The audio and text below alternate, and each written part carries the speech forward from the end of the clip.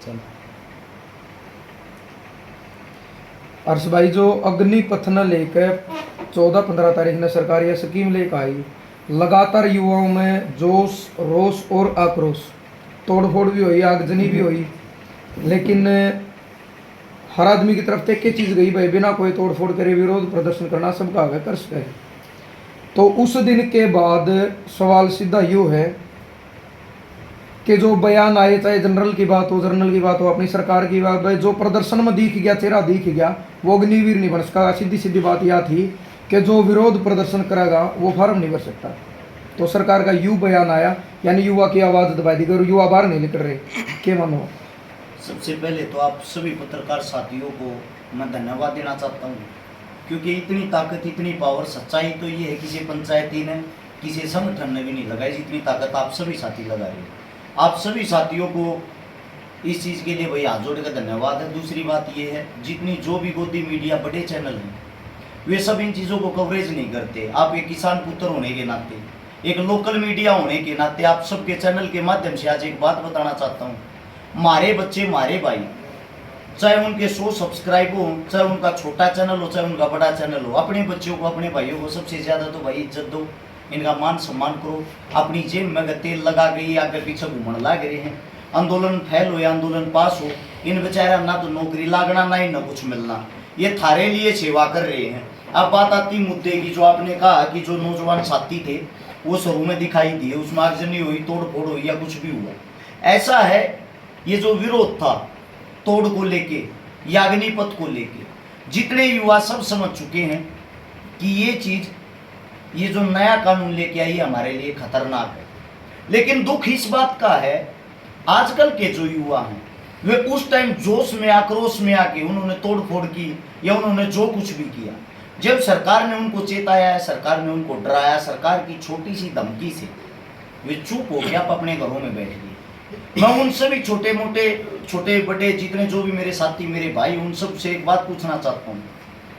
यह जो लड़ाई लड़ रहे हैं, इस आंदोलन को लड़ रहे हैं, इस आंदोलन को लड़ने से ना तो हर्ष छिकारा को कोई फायदा होना, ना इन पत्रकार साथियों को कोई फायदा होना, ना किसी खाप के बुजुर्गों को कोई फायदा होना, क्योंकि हमारी नौकरी की उम्र नहीं है, नौकरी की उम्र आप लोगों की। और आप लोग बताते हुए भी शर्म आती है मुझे। मैंने कम से कम 50 वीडियो देख ली, दब के हमारे बच्चे हरिद्वार नहाने के लिए जा रहे हैं, दब के हमारे बच्चे वहां पे लड़ाई झगड़े कर रहे, जिनकी वीडियो आने लग रही, वहां आप लोगों को केस लगते, वो केस तो जायज है। और जो केस आप अपने हकों के लिए लड़वा सकते थे वो आपके लिए नाजायज है। मतलब हरियाणा के अंदर इतने बुज़दिल इंसान हो गए क्या, इतने बुज़दिल युवा हो गए। मैं आप सभी साथियों से एक बात पूछना चाहता हूं, जब आप देश सेवा करने जाते हो वहां गोलियां चलती, गोलियों का सामना करना पड़ता है। यहाँ आप छोटे मोटे केस से डर गए, वहां देश सेवा आप लोग कैसे कर लेते? मुझे तो लगता नहीं भैया आप लोग देश सेवा कर लेते। आपके बुजुर्ग, जो खाप पंचायत हुई लिजवाना गांव के अंदर, आगे से पीछे तक हम देख रहे थे, सिर्फ सफेद कपड़े वाले हमारे बुजुर्ग दिखाई दे रहे थे। या हमारे नौजवानों की अगर बात करें तो नौजवानों में या तो पत्रकार साथी दिखाई दे रहे थे, या 10-20 जो हमारे वर्ग के भाई हैं वे साथी दिखाई दे रहे थे। ये हमारे देश का दुर्भाग्य है। आप एक अच्छाई और सच्चाई के रास्ते पर जब चलते हो, सोशल मीडिया पे जब लाइव आते हो या सोशल मीडिया पे वीडियो देखते हो, वहां अच्छी अच्छी कमेंट करते हो, आपके साथ है, आपके साथ है, वो साथ जमीनी स्तर पे तो कहीं दिखाई नहीं देता भाई। इस कानून से मैं आप सभी साथियों से एक बात पूछना चाहता हूँ, हमारे को क्या फायदा होगा? कुछ भी नहीं। सरकार इतनी डरी हुई है, सरकार पिछले एक हफ्ते में 250 बैठक कर चुकी है, 250 बैठक कर चुकी है। कंटिन्यू पिछले 500 घंटे से अलग अलग जगह अलग अलग मीटिंगें चल रही हैं इसी तोड़ को लेके। सुप्रीम कोर्ट ने सख्त आदेश दे दिए हैं कि जो ये नया कानून आप लेके आए हो इसकी जांच होगी पहले। आप ऐसे कैसे किसी भी कानून को पास कर सकते हो या लागू कर सकते हो? सुप्रीम कोर्ट आपके हक में, पत्रकार साथी आपके हक में, आपके बुजुर्ग आपके हक में, फिर भी आप लड़ाई नहीं लड़ रहे। ये मेरे हरियाणा का एक मत, मुझे शर्म आती बताते हुए भाई। हमारे हरियाणा के अंदर इतने संगठन, इतने ताकतवर, इतनी खापे, इतने अच्छे अच्छे इंसान हैं, फिर भी हमारे को हमारी एकता देखने को नहीं मिलती। हम अब पंचायत के अंदर थे, वहां भी हमने देखा बहुत ही अच्छी पंचायत लजवाना गांव की। पहले तो मैं उस सरदारी को सैल्यूट करता हूं, आप लोगों ने इतना अच्छा खाने का, पीने का, बैठने का प्रबंध कर रखा था। सबको इतना मान सम्मान दिया, हमारे जैसे बच्चों को भी बोलने का मौका दिया। आप सभी का दिल की गहराई से धन्यवाद। लेकिन दुख एक बात का है, जब आप मुद्दे की बात पे करते हो, जो भी संगठनों के आदमी प्रधान, वे सिर्फ उस मुद्दे से आप लोगों को दूर ले जाके अपनी बातें रखने लग जाते। मैंने ये किया, मैंने वो किया, हमारे संगठन ने ये किया। मैं ये कहना चाहता हूँ, मुद्दे के टाइम पे मुद्दे की बातें ही अच्छी लगती है। हम इकट्ठे हुए थे बच्चों के लिए, हम इकट्ठे हुए थे अग्निपथ को लिए लेके। हमने पैदल यात्रा इसलिए शुरू करी थी, अपने घरों से बच्चे निकले, बच्चों का डर दूर हो। लेकिन बच्चों का डर कहाँ दूर हो, कहीं भी नहीं। और आपके चैनल के माध्यम से सभी साथियों को एक बात और भी बताना चाहता हूँ, ये मेरे तरफ से विचार है। पंचायत के अंदर शांतिपूर्वक तरीके से पंचायत की जो समाप्ति हुई वो इस चीज को लेके हुई है कि दोनों बच्चों को श्रद्धांजलि देनी थी। श्रद्धांजलि के साथ साथ सभी से एक उम्मीद करनी थी, तोड़ फोड़ ना करें। आप लोगों का जो आंदोलन है, जिस भी तरीके से नौजवान साथी जारी रखेंगे, आपके बुजुर्ग आपके साथ हैं, लेकिन नौजवान साथी बाहर तो निकले। अपने ही कुछ साथी सापला, आपको पता होगा, धरने पे बैठे हुए हैं। क्या कोई साथी उनको कवरेज कर रहा, क्या कोई साथी उनको दिखा रहा? अगर कोई दिखा रहा तो मैं उन सभी साथियों को बता देना चाहता हूँ, वे भी आप लोगों के लिए लड़ रहे हैं। आपके भाई अपना घर छोड़ के बाहर निकले थे तो शाम से चल के, आज भी वही बैठे, उन्होंने कसम खाई थी हम जब तक घर नहीं जाएंगे, जब तक तोड़ वापिस नहीं होगा। एक छोटी सी डिमांड सरकार को, मोदी साहब को, खट्टर साहब को, अगर आप ये चाहते हो कि हम अग्निपथ लागू करेंगे, हम आपका स्वागत करते हैं, लेकिन हमारी भी छोटी छोटी जो डिमांडें हैं। वैसे तो मेरे साथी, मेरे भाई अपने घरों में बैठ के, लेकिन आप अपने घरों में बैठ के आवाज तो उठा सकते हो, घर से तो आंदोलन लड़ सकते हो। ये दो चीजें तो मान लो आपके लिए जीवन में हो सकता फायदा हो जाए। पत्रकार साथियों से भी ये उम्मीद है, ये जो दो चीजें आप लोगों को बताने जा रहा हूं, इसको ज्यादा से ज्यादा दिखाया जाए। मांग नंबर 1, अग्निपथ जो 4 साल के लिए आप लेकर आ रहे हो, हम उसका स्वागत करते हैं। आपका दुनिया समर्थन भी करेगी, सिर्फ एक बदलाव करते हैं, 18 से 21 साल के जो बच्चे हैं उनको तो आप परमानेंट जॉब पे रखो। 25 से 40 साल जिन बच्चों की उम्र जो ओवर एज हो चुके हैं, 4 साल के नाम के उनको रख लो। जिनकी उम्र जा चुकी है 25 से 40 साल जिनकी उम्र है, जो बेरोजगार हैं, वे कहां जाएंगे? आप उनको 4 साल के नाम के रख लो, और उसके बाद जो भी आपने 25% आदमियों को पक्का करना है वो उनके अंदर से कर दो। और 18 से जो 21 साल की उम्र है, उन बच्चों को आप परमानेंट फौजी लो। इससे दूसरी जो अपनी डिमांड है, जो ये मेरी खुद की अपनी सोच है, व्यक्तिगत राय बता रहा हूं, आप लोगों को अच्छा लगता है तो इस चीज को शेयर करके आगे बढ़ा सकते हो। दूसरी बात, जो भारतीय जनता पार्टी है, जिसको बीजेपी कहते हैं, उसने विपक्ष को बिल्कुल खत्म कर दिया है। विपक्ष में चाहे कोई भी हो, विपक्ष वाले में इतनी हिम्मत नहीं वो अपना सांस निकाल दे। लेकिन भाई हम आजाद हैं, हम फ्रीडम फाइटर हैं। आप सभी साथियों से मैं एक बात कहना चाहता हूं, आप तो कम से कम जो सरकार गलत कर रही उसका विरोध करो। विपक्ष आप ही हो, कोई और नहीं है। एक मेरी ये आप सबसे विनती है, जितने भी भारतीय जनता पार्टी के कार्यकर्ता, इनके साथ जुड़े हुए इंसान, जब तक आपका अग्निपथ वापिस नहीं होता है, आप उस इंसानों का विरोध करें अपने घर में बैठ के। ना तो उनको कोई अपने घर में घुसने देगा, ना उनको कोई अपने गांव में घुसने देगा, ना उनको कोई अपने पास बैठाएगा, ना आप उनके पास जाओगे। हम भी देखते हैं ये आपके पास कैसे वोट मांगने आते हैं, आपके पास किस हक से भाईचारा रखने के लिए आते हैं। खट्टर साहब ने कहा कि 4 साल बाद गारंटीड नौकरी देवांगे। आप समझदार पत्रकार साथी हो मेरे, मैं आपको फॉलो भी करता हूं। आपसे ये एक बात पूछना चाहता हूं भ्राता श्री, 4 साल के बाद खट्टर साहब की गारंटी कौन लेगा? कौन मोड़ मार के देगा कि दोबारा कार्यकाल 2 साल का उनका, तो उनका कार्यकाल 2024 तक का है। अगर उसके बाद वो सीएम नहीं बने, क्या इस बात को लिख के दे सकते हैं? ये तो पहले भी आपके सामने है।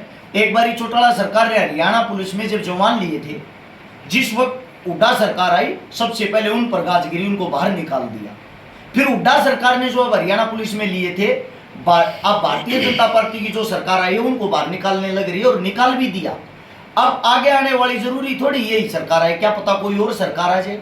कोई और सरकार जब आएगी, इन अग्निवीरों को बाहर निकाल दिया और ये बोल दिया जिन्होंने आपको लिख के दिया था वही नौकरी देंगे, उन्हीं के पास चले जाओ। फिर क्या करेंगे ये साथी? फिर भी आंदोलन करेंगे रोडा पर आकर। हम ये चाहते हैं कम से कम अपनी भूंड, अपनी बेइज्जती कराने से पहले ही आंदोलन कर लें।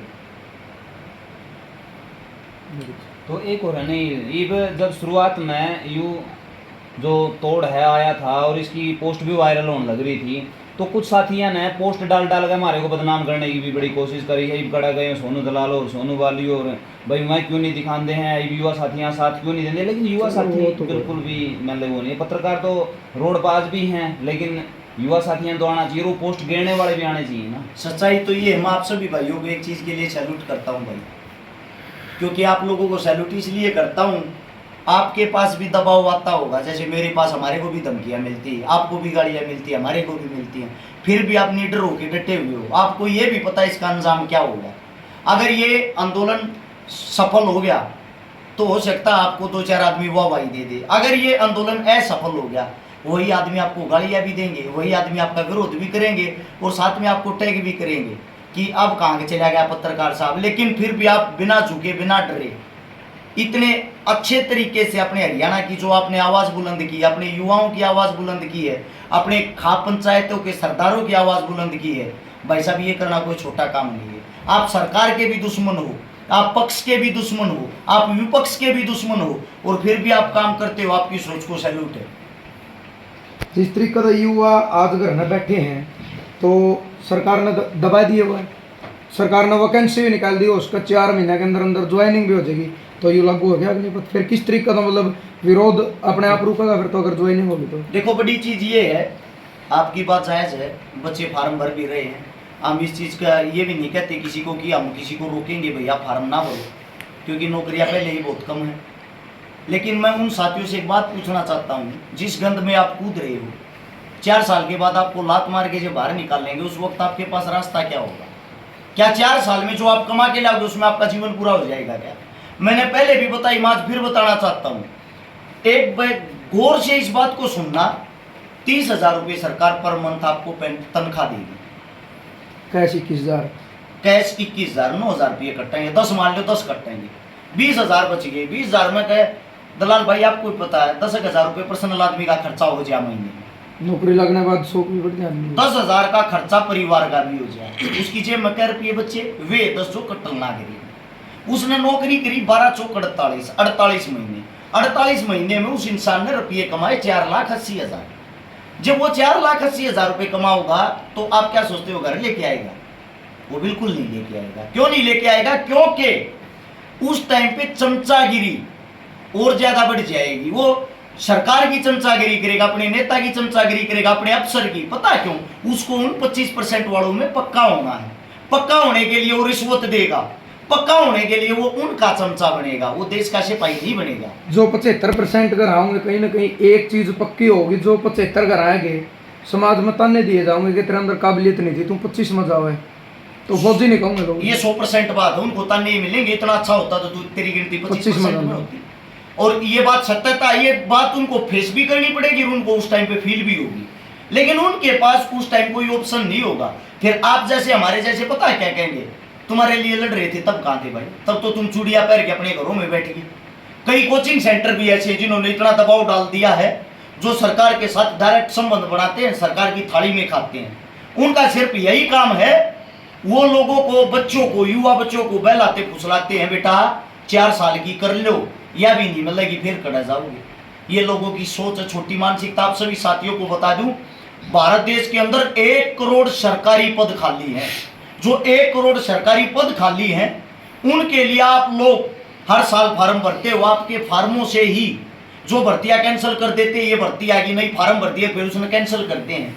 लेकिन जो फार्म का पैसा लगता है, जो फीस कटती है, उससे सरकार हर साल 1,300 करोड़ रुपए कमाती है, 1,300 करोड़। इतने रुपए में उन लोगों को रोजगार भी दे सकती है, तनख्वाह भी।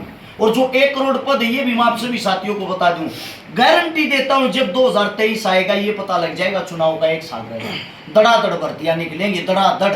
क्योंकि वे सिर्फ ये दिखाना चाहते हैं पीछे के 4 साल के कार्यकाल को लोग भूल जाए, और ये जो लॉलीपॉप है इसको याद रखें। कम से कम अब तो आंखें खोल लो मेरे साथियों, मेरे भाइयों, यह लड़ाई हिंदुस्तान की है, खाली एक अग्निपथ की नहीं है। जो राजनीति वाला मैटर है, एक MP MLA खतर भी कर देनी चाहिए, फिर के एक बार ही इलेक्शन लड़ सकता, उसके बाद नहीं लड़ सकता, उसकी पेंशन बंद कर देनी चाहिए। मैं आपकी बात से सहमत हूँ, लेकिन MP MLA तो खुद ये करने लग रहे हैं। उन्होंने तो खुद मीटिंग करी, मीटिंग में ये कहा है कि हमारी पेंशन बढ़ाई जाए। अब एक बात सोच के देखो, उनको सरकार कितनी सुविधाएं देती है। एमएलए तो एक ही बनता है, उसके परिवार का इलाज फ्री, उसके परिवार का घूमना फिरना फ्री, ट्रेन की टिकट फ्री, पायलट की टिकट फ्री, सब कुछ उनके लिए फ्री। क्यों भाई, एमएलए तो मैं बना हूं, तो मेरा जो परिवार है उसको किस लिए सुविधाएं। और जब मैं एमएलए बन के मेरा कार्यकाल पूरा हो गया, संपूर्ण हो गया, उसके बाद भी मेरे को सुविधाएं मिल रही किस लिए, मेरे को सिक्योरिटी मिल रही किस लिए सरकार की तरफ से, मेरे परिवार को सिक्योरिटी मिल रही किस लिए, क्योंकि उन पे कोई हिसाब किताब लेने वाला नहीं। अगर आप उनकी कैंटीन में जाओगे, आपको 2 रुपए में भरपेट चावल मिलेंगे, 5 रुपए में भरपेट खाना मिलेगा, 50 पैसे का समोसा मिलेगा, 30 पैसे की चाय। मैं ये पूछना चाहता हूँ, आम आदमी के लिए कहाँ है ये चीजें? यानी कि जो इतनी बड़ी पंचायत में बैठते हैं एमपी एमएलए, उनके लिए तो इतनी सुविधाएं, आम आदमी मरता जा रहा है। एमपी एमएलए की तो जान का खतरा नहीं होता, लेकिन फौजी तो 24 घंटे मौत के मुंह मर रहे हैं। देखो भ्राता श्री, फौजी मौत के मुंह में रहते हैं, उसका कारण भी तो यही है ना, इनकी गंदी राजनीति। जैसे जैसे चुनाव आता है बॉर्डर के ऊपर, ये खुद तनाव करवा देते हैं, उस तनाव से इनका चुनाव चलता है। उस तनाव में एक गरीब परिवार के फूल जैसे बच्चे शहीद हो जाते हैं, फिर उनकी लाश पे रोना रोके वहां आके नाम की घोषणा करके उस लाश को खरीद लेते हैं, वही ड्रामा करके लोगों की वोट पाते हैं। युवाओं तक की अपील करोगे? तो कुछ मैंने जो हैं फेसबुक का ऊपर हैं बहुत सारे जो बीजेपी के लगाओ या फिर कोई जो अपना विरोध लग रहे हैं करने इसका, वो कहा है कि भाई कि मैंने मिलन लग रहा नहीं, बुकी पे बैठ कर बीड़ी भी तो पिंदे फिरे हैं युवा। देखो भाई, छोटी सोच के आदमी छोटी बातें करेंगे, क्योंकि उनकी सोच इतनी, इससे बाहर उनकी सोच जा नहीं सकती। बग्गी वाली बात वो करेगा जो बग्गी पर खुद बैठ नहीं होगा उनके बीच में। और युवा साथियों के लिए यही संदेश है भाई, आप घर से बाहर नहीं निकल रहे, आप कहीं भी अपने लिए कुछ नहीं कर पा रहे, अरे कम से कम घर बैठ कर भगवान ने आपको सोशल मीडिया दी है, भगवान ने आपको मुखबर दिया है। ये जो भाजपा पार्टी आपके घर घर पहुंच रही है, आपकी जेब में जो फोन डालते हो ना, ये फोन इन्होंने इसीलिए सस्ते करे थे, आपकी जेब तक फोन पहुंच जाए। फिर इन्होंने इसीलिए फ्री नेट किया, आपकी जेब तक जो आपका भारतीय जनता पार्टी उसका प्रचार पहुंच जाए। उसका प्रचार करने के लिए आपकी जेब में फोन दे दिए।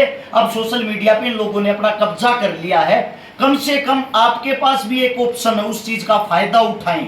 आप भी अपनी आवाज, अपनी बात रख सकते हो, अपनी चीजें बुलंद कर सकते हो।